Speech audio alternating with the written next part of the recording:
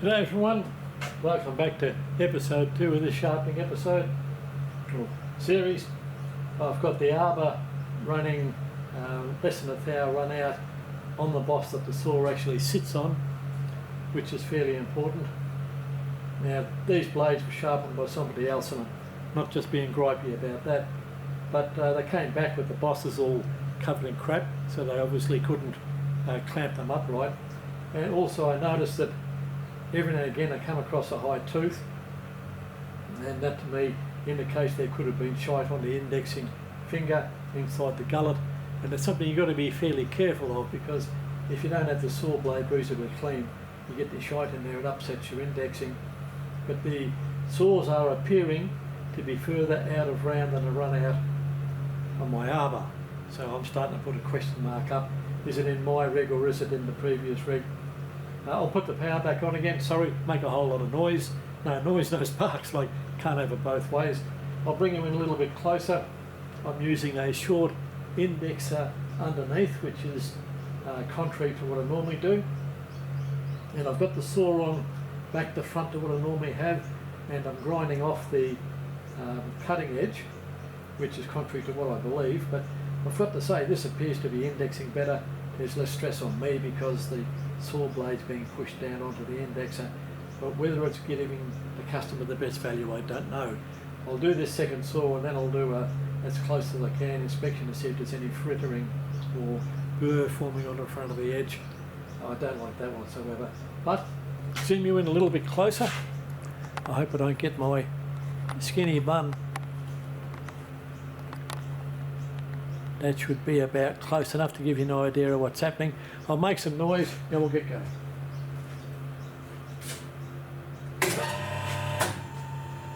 Swap the glasses over, always help to be able to see the work.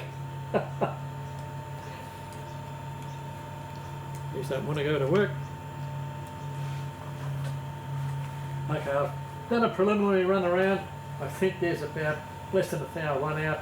I've gone in about a thou and cleaned it up, so we'll get it running and take another pass.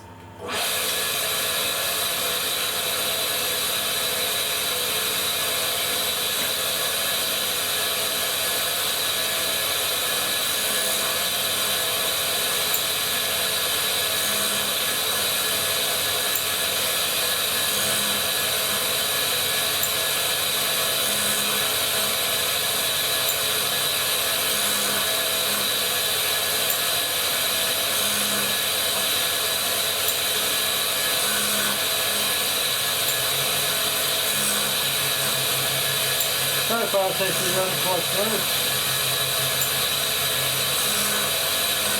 I've had a lot of feedback. Guys hooing me saying you've got an index up to 15 ground. And for precision tools, yes, that is true, but this way you get all the teeth at the same height, and as far as I'm concerned, that's pretty close enough.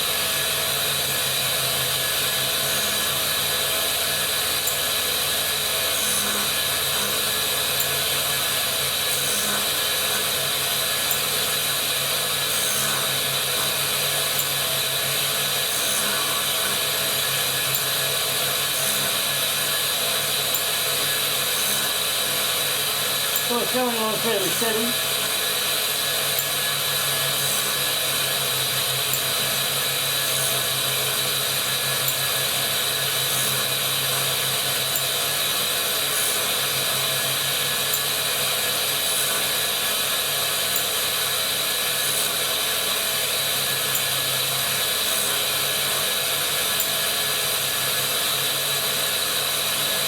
So about 2/3 of the way around.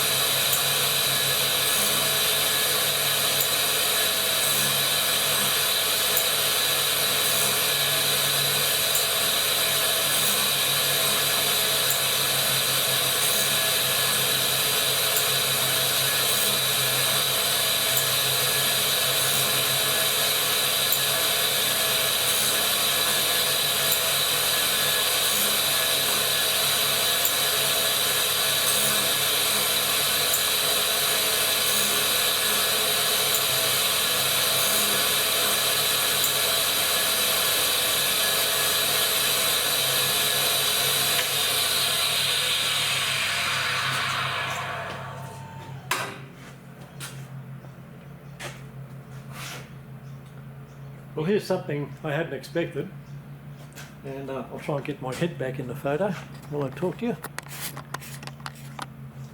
Okay, I've set up my initial tooth and I've glued all the teeth. We're using the same setup, the same height of centre above, 5mm or 3/16 of an inch. Now the first blade cleaned up fairly good, and it appeared to be, I don't know, 1.5 thou eccentric on the bush rock. That you can forgive. And it had a couple of high and low teeth, so that came out good. This saw blade has been ground completely different to the first one on their equipment on the same jig.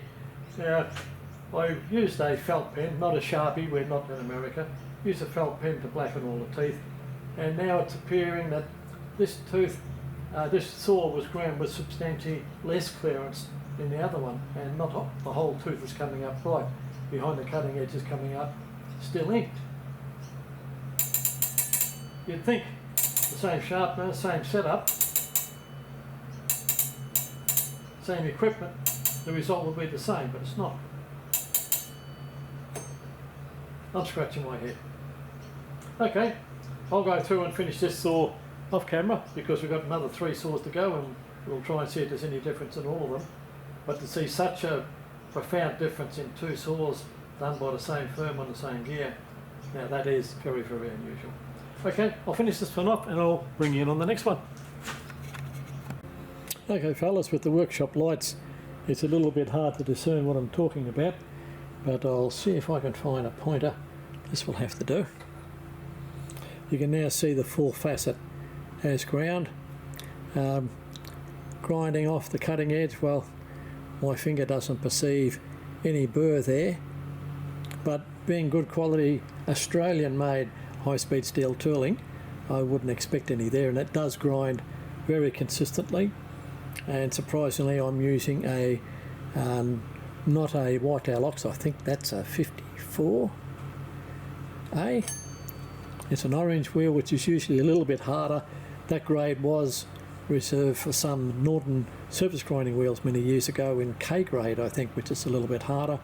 It will be dressed prior to the next saw being done, but I'm very pleased with the way they've all come up. It came concentric, just with a couple of thou coming off the saw.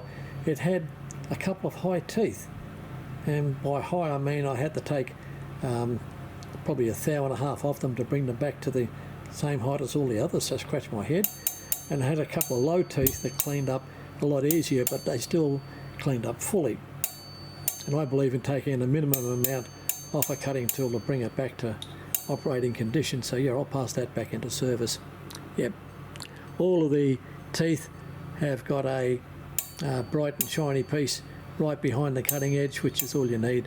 Some of the lands are a little bit longer, but that's varying tooth height as the blade's received. Okay, I'm going to go have smoko, and then we'll come back and do a few more saws and bring you in for that. Thanks for watching along so far. Okay guys, meanwhile back at the grinder.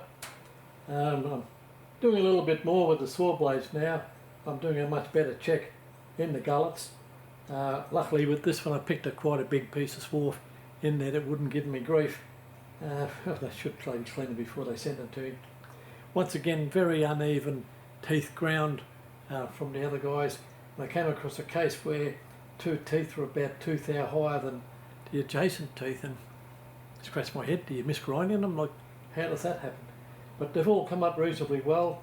Once again, very good quality saw, and I'm pleased with the way it come up.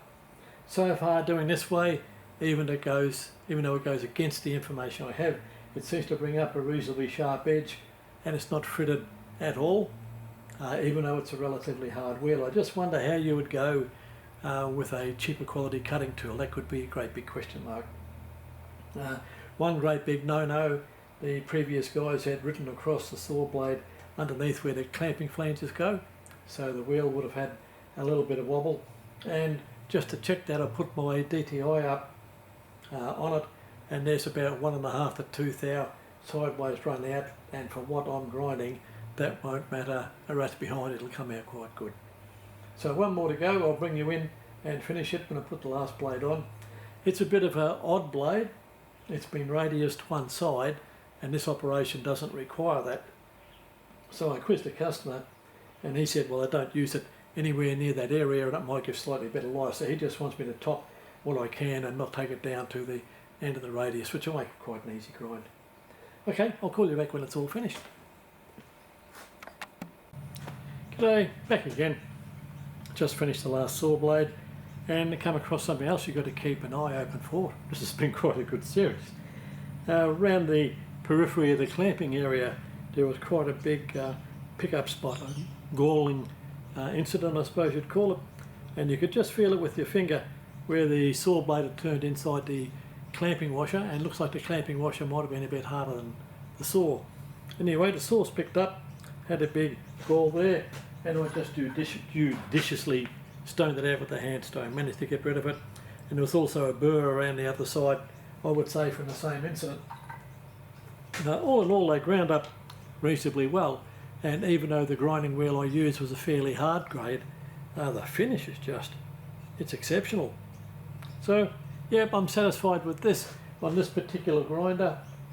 This seems to be much more stable and a lot less chatter than the big cantilevered indexing finger I was using before, but I do, however, still prefer to grind onto the teeth rather than off like this.